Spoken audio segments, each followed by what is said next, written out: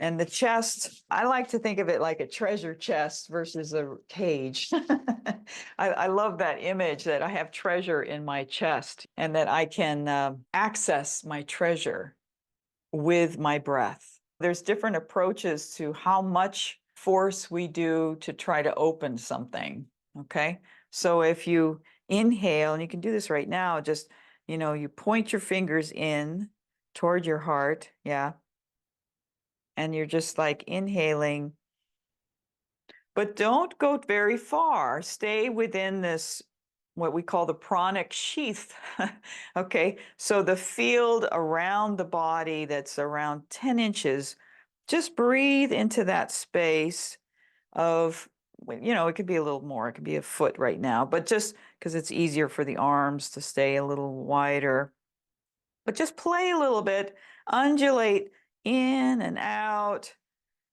And maybe you rock a little in your chair and you turn a little bit with your hands so that you're kind of mirroring what the ribs are doing with the hands. Yeah. And just playing with turning and relax your elbows so that you can close your eyes. So you're not so focused on the movement, but the feeling within, the inner feeling. And just even that pleasure of shifting from one sit bone to the other, and maybe going to the other side, and then rest. Yeah. So that we play with how little can we do to connect to our treasure, to connect to the lungs and heart. And it's interesting, I've talked about this in other series, especially the Vital Breath series, how the lungs massage the heart. Yeah, that's why exercise, like walking or light aerobic exercise, is so nourishing for the heart, because the lungs are kind of, or swimming, it's massaging the heart in a way on either side of the heart. It's a beautiful thing. And then when we make movements like this with the arms, yeah, you can almost feel how your lungs and your ribs expand and contract. And then how does it feel in your heart? Yeah, to make that movement in a gentle way. Doesn't it feel comforting? Yeah. Oh, you can play with it a little if you want, just this undulation. I find it very soothing internally. And that's a lot of, there's some wonderful Qigong forms that make these movements with I'll just show a little bit. This, if you have one hand with the top hand by your face pointing down and the bottom hand is up. And so it's as if you're holding a ball and you turn the ball. Yeah. Now, can you make this an air ball? Very light. And maybe the air is pushing your hands and you're just holding the air a little gently. So it's just air, which it is literally just air between your hands. Okay. But this is the air you breathe that you are playing with in front of you. Yeah. And then you can take this little circle and you can move it over your head. You can move it in front of you. And oh my gosh, it's starting to look like Tai Chi. Yeah. Starting to look like Tai Chi because you're connecting the hands through the air. Okay. So you could make your own little Tai Chi form here, right? In a free form, as a way to connect with this element, yeah, that connects us to our life force, to prana. Makes sense? Annie's Tai Chi.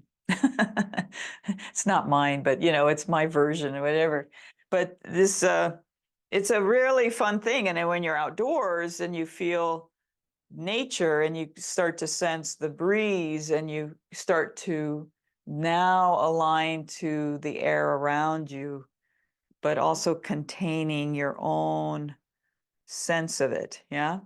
So we practice indoors a little bit because it's easier, but then when you go outside, it's like, whoa, it's a little bigger field to play in, but it's fun. So try both of that. It's subtle, right? It's almost like when you feel an emotion, right? Emotion has the word motion in it because emotions move through us and they move in certain ways and they move from different, like joy, right? Has this bubbly kind of thing. Anger is like, yeah, and sadness is like, go, right? So there's a direction in emotions that you recognize. They have a subtle energy to them. If you are a very empathic person, you feel the energies of the emotions because they literally have a directive energetic force. It's like if you go into a stadium and everybody's shouting and cheering, oh my God, there's so much energy. If you close your eyes and, you just feel it, you can feel the energetics of it. Yeah. So that's similar to recognizing the flow of prana. Emotions are a really nice, it's different, but it's connected to prana, but it's a way of accessing this sense of flow of life force. And then it's colored, right? Emotions are a colored life force. They have a color to them, right? Anyway, that's a little topic, another topic, but it's interesting. I find it really interesting. And it might help you feel these subtle things inside of you, including your own emotions, that when they're stuck, right? And a lot of times when we are sick, there's an emotional component to illness, in my opinion, a very large component actually.